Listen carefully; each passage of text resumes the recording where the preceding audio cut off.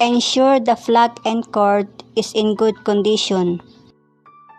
Hold the handle and speed switch very well. Polishing the floor like a zigzag and move backward. Make sure you hold very well the handle.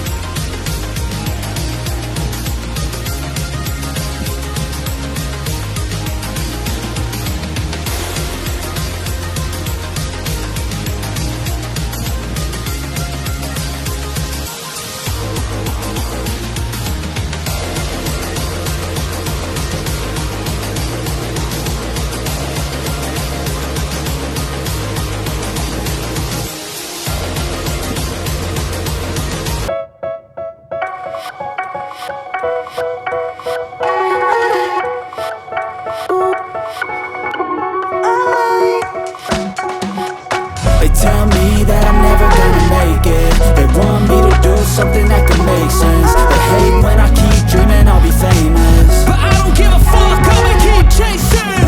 I got all this potential that's deep inside of me, but they hate when you're successful cause they try to be. They sit there being judgmental because you're trying things, and they just want you to settle and do the right thing. So get a good job,